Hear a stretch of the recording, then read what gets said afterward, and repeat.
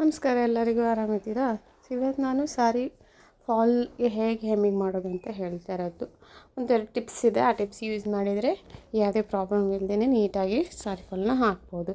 So ಈಗ ನಾನು already pico ಮಾಡಿ ಇಟ್ಟಿರೋದು ಈ ಸ್ಯಾರಿ ಫಾಲ್ ಹಾಕಿ ಪಿಕೋ ಮಾಡಿ ಇಟ್ಟಿದ್ದೀನಿ.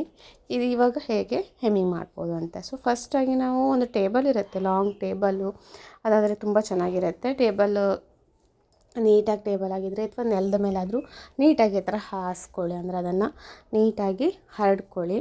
ಸೊ ಅದಾದಮೇಲೆ ಈ ಥರ ಮಷಿನ್ ಇದ್ಬಿಟ್ರೆ ನಿಮ್ಮ ಹತ್ರ ಮಷಿನ್ಗೆ ಫೂಟ್ ಇರುತ್ತಲ್ಲ, ಅದನ್ನು ಲಾಕ್ ಮಾಡ್ಕೊಳ್ಳಿ.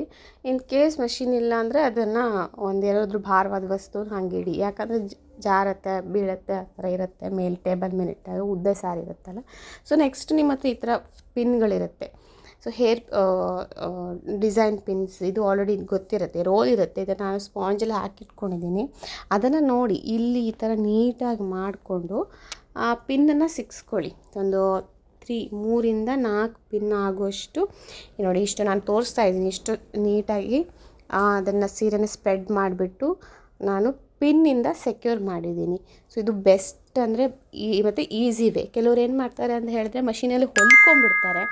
ಸೊ ಅದು ಕೂಡ ಓಕೆ, ಬಟ್ ಅದಕ್ಕಿಂತ ಇದು ಇನ್ನು ಬೆಸ್ಟು. ಅಂದರೆ ನಿಮಗೆ ಅದನ್ನು ಮತ್ತೆ ಹೊಲಿಯೋದು ತೆಗಿಯೋದು ಏನೂ ಇರಲ್ಲ. ಸೊ ಇದನ್ನು ನೀಟಾಗಿ ಈ ಥರ ಪಿನ್ ಹಾಕ್ಕೊಂಡು ಸೆಕ್ಯೂರ್ ಮಾಡ್ಕೊಳ್ಳಿ. ಹಾಗೆ ನಾನೀಗ ಒಂದು ಮೆಥಡ್ ಹೆಮ್ಮಿಂಗನ್ನು ನಿಮಗೆ ತೋರಿಸ್ತಾ ಇರೋದು. ಸೊ ಈಗ ಅದಕ್ಕಿಂತ ಮುಂಚೆ ನಾನು ಹೆಮ್ಮಿಂಗ್ ಸೂಜಿ ತೊಗೊಂಡಿದ್ದೀನಿ. ಸೊ ಕೆಲವ್ರು ಏನು ಮಾಡ್ತಾರೆ ಅಂದರೆ ಸಿಂಗಲ್ ಥ್ರೆಡ್ನ ಹಾಕ್ತಾರೆ, ಬಟ್ ನಾನು ಡಬಲ್ ಥ್ರೆಡ್ನೇ ಹಾಕ್ತಾ ಇರೋದು.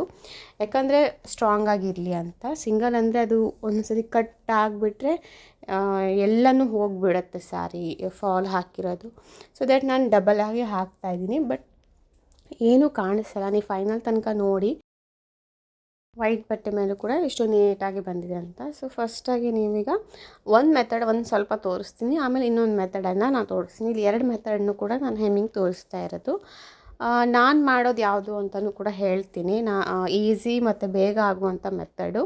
ಸೊ ಒಂದು ಮೆಥಡು ಈ ಥರ ಒಂದು ಸ್ಟಾರ್ಟಿಂಗ್ ನೋಡಿ, ಇದು ರಾಂಗ್ ಸೈಡು ನಾನು ಫಾಲ್ ಆಲ್ರೆಡಿ ಜಿಗ್ಜಾಗ್ ಮಾಡಿ ಇಟ್ಕೊಂಡಿರೋದು. ಸೊ ಈ ಥರ ಕ್ರಾಸ್ ವೇಯಲ್ಲಿ ಹೊಲ್ಕೋಬೇಕು.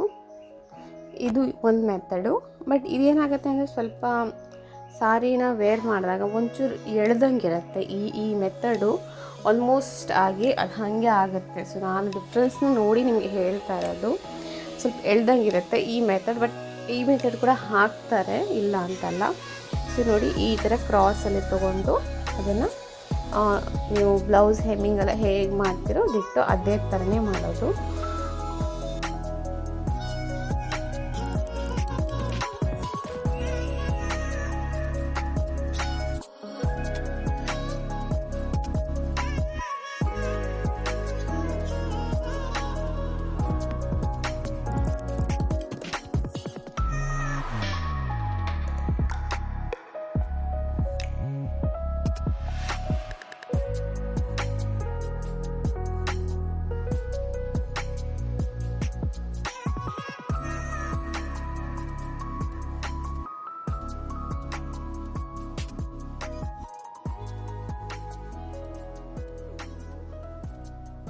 ಸೊ ಈಗ ಇನ್ನೊಂದು ಮೆಥಡ್ ತೋರಿಸ್ತಾ ಇದ್ದೀನಿ ನೋಡಿ. ಇದು ಈಗ ಇನ್ನೊಂದು ಮೆಥಡು. ಸೊ ನಾನು ಯೂಸ್ ಮಾಡೋದು ಈ ಮೆಥಡ್ನೇ. ಬೇಗನೂ ಆಗುತ್ತೆ, ಬಹಳ ಈಸಿ ಕೂಡ, ಹಾಗೆ ಸಾರಿಯಿಂದ ಮುದ್ದೆ ಆಗೋದಿಲ್ಲ ಈ ಮೆಥಡ್ ಬಳಸಿದರೆ. ನೋಡಿ ಈಗ ನೋಡಿ, ಈ ಥರ ಸಣ್ಣದಾಗಿ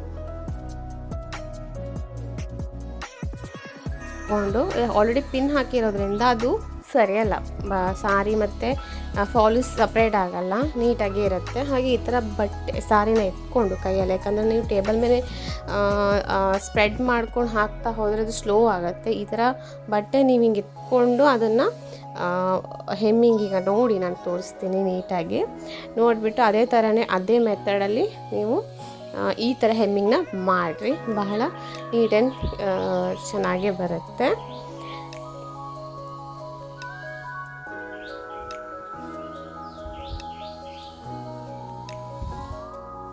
ರಾಂಗ್ ಸೈಡಲ್ಲಿ ಈ ಥರ ಸೂಜಿನ ತೊಗೊಂಡು ನೋಡಿ ಇಲ್ಲಿ ತೋರಿಸ್ತಾ ಇದ್ದೀನಿ. ರೈಟ್ ಸೈಡಲ್ಲಿ ಈ ಥರ ಚುಚ್ಕೊಂಡು ಒಂದು ಸ್ಮಾಲ್ ಪಾರ್ಟ್ಸ್ ಬಟ್ಟೆನ ತೊಗೋಬೇಕು. ದೊಡ್ಡದಾಗಿ ತೊಗೊಳಕ್ಕೆ ಹೋಗಬೇಡಿ, ಕಾಣಿಸುತ್ತೆ. ಹಾಗಂತ ತೀರಾ ಸಣ್ಣದು ಕೂಡ ತೊಗೊಳಕ್ಕೆ ಹೋಗಬೇಡಿ, ಏನು ಕಾಣಲ್ಲ. ಯಾಕಂದರೆ ಸೇಮ್ ಕಲರ್ ಥ್ರೆಡ್ ಕೂಡ ಯೂಸ್ ಮಾಡಿರ್ತೀವಿ, ಅದಕ್ಕೋಸ್ಕರ ಅಂತೂ ಕಾಣಿಸೋದೇ ಇಲ್ಲ ಸ್ಯಾರಿಯಲ್ಲಿ.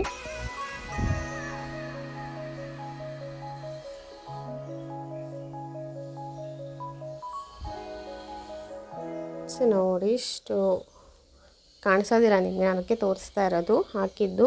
ಬಟ್ ತೊಗೊಂಡಿರೋದು ಹಂಗೆ ನೋಡಿದ್ರೆ ನಾವು 0.1 ಅಷ್ಟು, ಅಂದರೆ ಇಂಚ್ ಮೆಷರ್ಮೆಂಟ್ ಟೇಪಲ್ಲಿ 0.1 ಅಷ್ಟು ಭಾಗದಲ್ಲಿ ತೊಗೊಂಡಿದ್ದೀನಿ ನಾನು. ಆ ಮೆಷರ್ಮೆಂಟ್ಗೆ ನಿಮಗೆ ಗೊತ್ತಾಗಬೇಕು ಅಂದರೆ ಅಷ್ಟು ತೊಗೊಂಡಿದ್ದೀನಿ. 0.1 ಅಷ್ಟು ಡಿಸ್ಟೆನ್ಸಲ್ಲಿ ತೊಗೊಂಡಿರೋದು. ಹಾಗೆ ಅದೇ ಥರನೇ ಸೇಮ್ ಟು ಅದನ್ನು ಹಾಕ್ತಾ ಹೋಗಿ. ಸೊ ಒಂದು ಸತಿ ವಿಡಿಯೋನ ನೋಡಿ ಕ್ಲಿಯರಾಗಿ ಅರ್ಥ ಆಗುತ್ತೆ.